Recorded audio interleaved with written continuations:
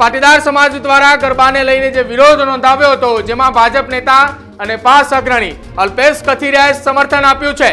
માત્ર મોરબી કે એક સમાજ પૂરતો આ વિષય નથી અને આ એ વિષય ગુજરાતના તમામ સમાજને લાગુ પડતો હોવાનું વાત અલ્પેશ કથિરિયા કરી રહ્યા છે. ગરબા છે આપણી સંસ્કૃતિની, ગુજરાતની, ભારતની ઓળખ બની છે. ગરબા ક્લાસીસના નામે ગરબાની આડમાંથી જે આખી પ્રવૃત્તિ થઈ રહી છે, યુવાનો અને યુવતીઓ પણ અલગ રસ્તે જઈ રહ્યા છે. મહિલાઓને મહિલા ટ્રેનિંગ આપે, પુરુષોને પુરુષ ટ્રેનિંગ આપે. એ ગરબા ક્લાસીસે સિસ્ટમ પણ સુધારવાની જરૂર છે. પાટીદાર સમાજ કરતા પણ હું માનું છું કે ગુજરાતની દરેક મહિલાઓ અને દીકરીઓ સાથે જોડાયેલો મુદ્દો. બિલકુલ કાચની જેમ સાચવીને રાખી હોય છે એને. તો એવી દીકરી સામે કોઈ પણ પ્રકારની સુરક્ષા મુદ્દે ક્યારેય બાંધછોડ ન હોઈ શકે. દીકરીના બાબતમાં ક્યારેય કોઈ સમાજ સુરક્ષાની બાબતમાં હોય, એના ભવિષ્યની બાબતમાં હોય, કોઈ પણ બાબતમાં દીકરીના નામે ક્યારેય કોઈ સમાધાન કે શંકા થતી નથી.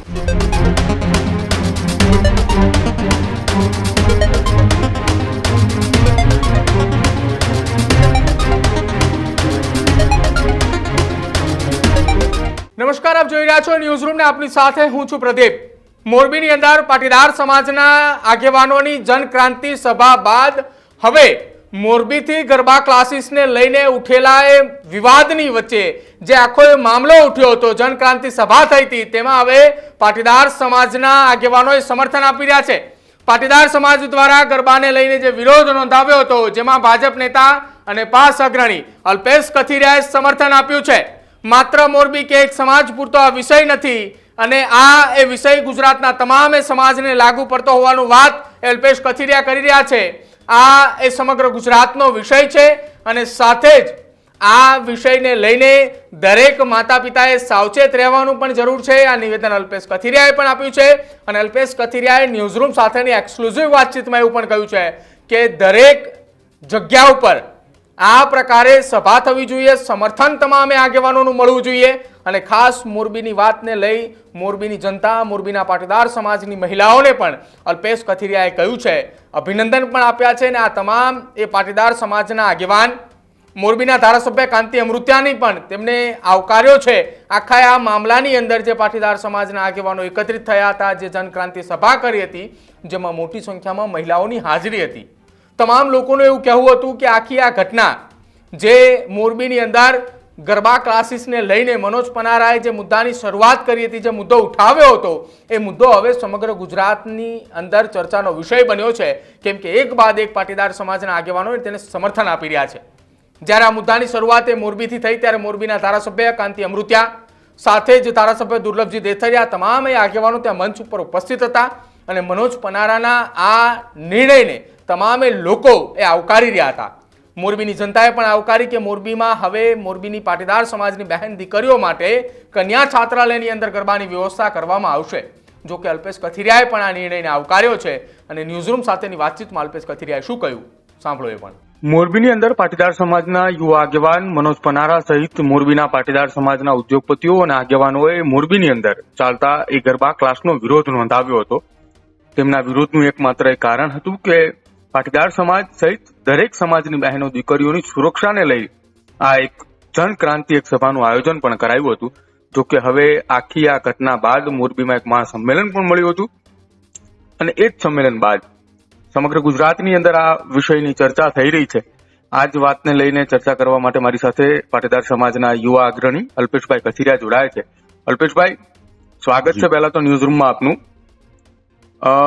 મોરબીની અંદર એક જનક્રાંતિ સભા મળી હતી ગરબા ક્લાસીસના વિરોધને લઈને. વિરોધ એ પાટીદાર સમાજના આગેવાનો અને તમામ સમાજના વતી એ ગરબાનો વિરોધ નથી, પરંતુ ગરબાના નામે જે ગરબા ક્લાસીસ ચાલી રહ્યા છે તેને લઈને વિરોધ નોંધાવી રહ્યા છે.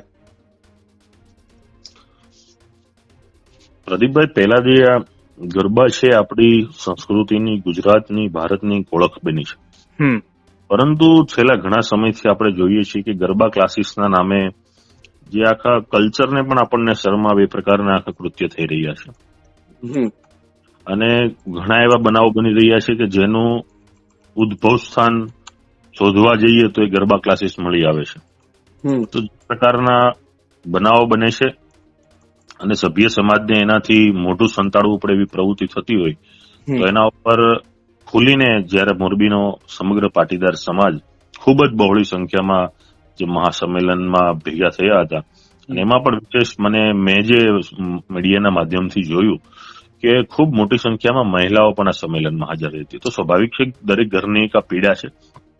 કોઈ મોરબીના લોકો માટે કે કોઈ એક સમાજ માટેની પીડા નથી, આજે ગુજરાતના દરેક લોકો માટેની પીડા છે. અને આપણે એવું પણ નથી કહેતા કે દરેક ગરબા ક્લાસીસ આવા હોઈ શકે. ઘણા ગરબા ક્લાસીસ એવા પણ છે કે જે ખૂબ સારી રીતે શીખવવામાં પણ આવે છે અને એના ટ્રેનરો પણ ખૂબ સારા હોય છે. પરંતુ ગરબાની આડમાંથી જે આખી પ્રવૃત્તિ થઈ રહી છે, જેનાથી ઘણા બધાના ઘરકંકાસના ડખા થાય છે, સંસારિક પ્રોબ્લેમ થાય છે, ઘણી યુવાનો અને યુવતીઓ પણ અલગ રસ્તે જઈ રહ્યા છે.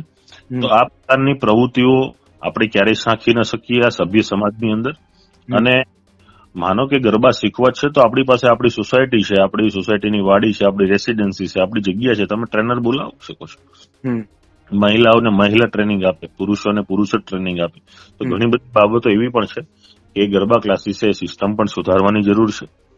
જે ગરબા ક્લાસીસની અંદરમાં જે આખી જે પ્રક્રિયા થઈ રહી છે અને એમાં પણ જે આપણે મેચ્યોર નથી હોતા એવી જે ઉંમરો હોય છે, 18 થી 25 ની અંદરની જે ઉંમરો છે કે ત્યારે હજુ ડેવલપ માણસ થઈ રહ્યો હોય છે અને આ પ્રકારમાં ભૂલો તેનાથી થઈ જતી હોય છે.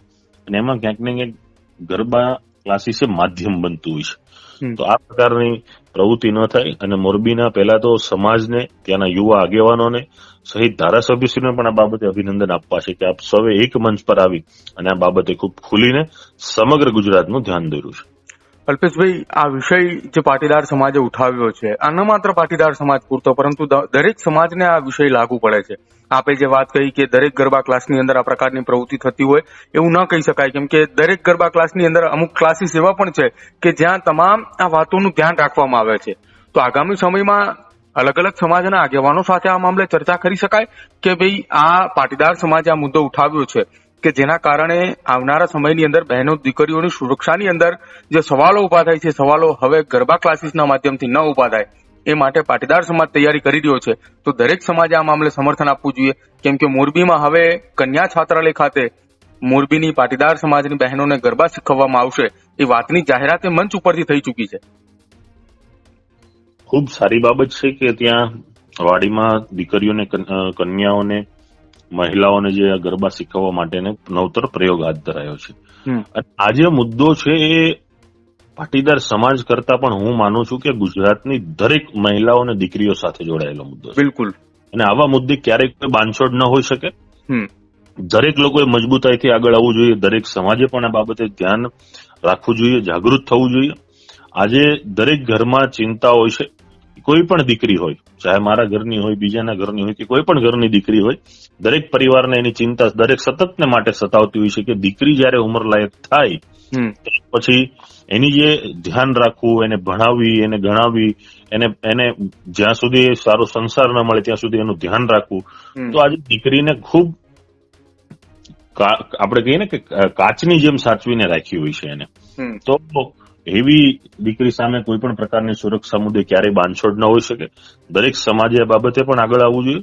અને દીકરીઓના વિષયમાં મને નથી લાગતું કે ગુજરાતનો એક પણ સમાજ, નાનો સમાજ હોય કે મોટામાં મોટો સમાજ હોય, ગુજરાતમાં દીકરીના બાબતમાં ક્યારેય કોઈ સમાજ સુરક્ષાની બાબતમાં હોય, એના ભવિષ્યની બાબતમાં હોય, કોઈ પણ બાબતમાં દીકરીના નામે ક્યારેય કોઈ સમાધાન કે શંકા થતી નથી.